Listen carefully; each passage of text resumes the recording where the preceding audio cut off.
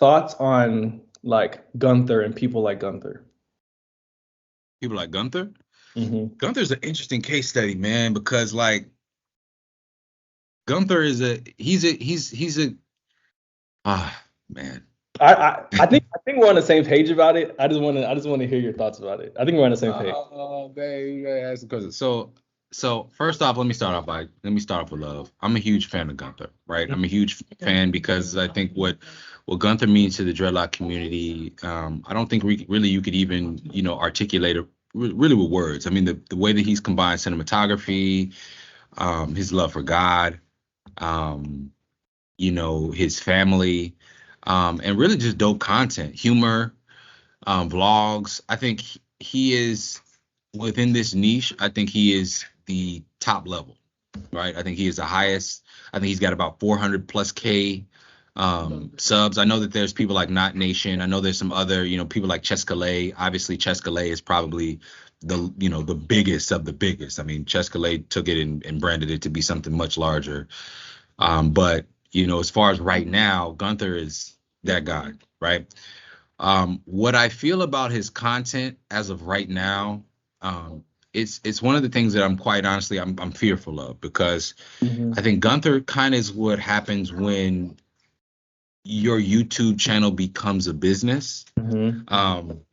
that everyone can tell is a business. Yeah. Gunther's content right now doesn't seem inspired.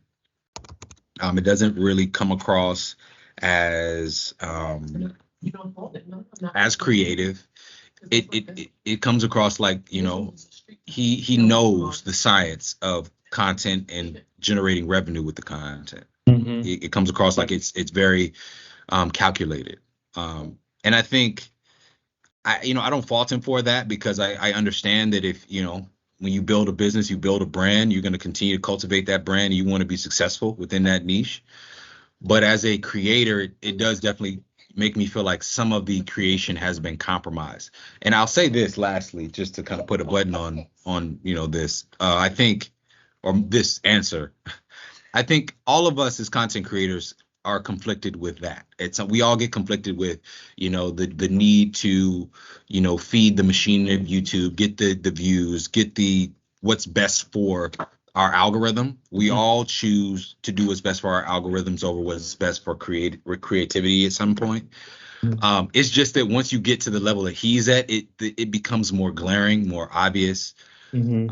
And I think, that's the only unfortunate thing about him. But I think he's a huge inspiration. I think when I look at his follower count, it gives me confidence in what levels I can hit, because I think he is sort of, in my opinion, right now, he kind of is representative of the ceiling of this niche. As it pertains to just speaking about locks, he kind of represents the ceiling for me. Hmm. But yeah, Okay. Yeah. hope that was a good answer. We're on the same page. Yeah, you got to answer this too now. We got to get you on camera too, just in case.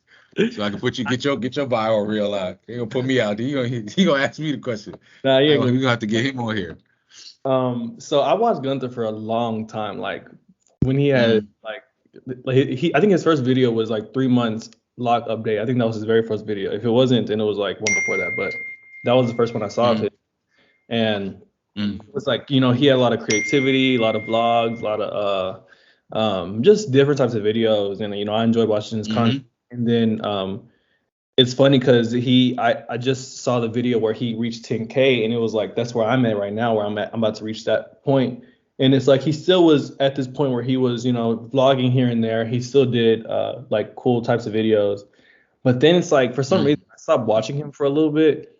And it's like when I came mm, back, I was like, dang, this dude, his following grew and like his videos changed up a little bit. mm, Like, okay, let me check him out again. And so I checked his videos out, and you could tell the obvious difference. You could tell that his stuff was more mm, yes, businessy like. Uh mm. and it made you still enjoyed watching it, but you could tell a difference, Yeah.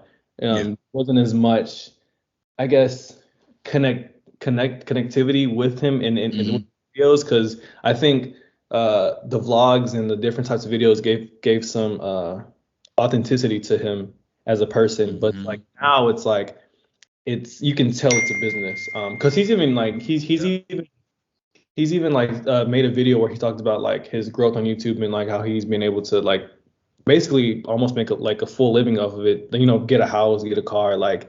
But Yeah. that's also come from like him getting like sponsorships and different stuff like that. Mm-hmm.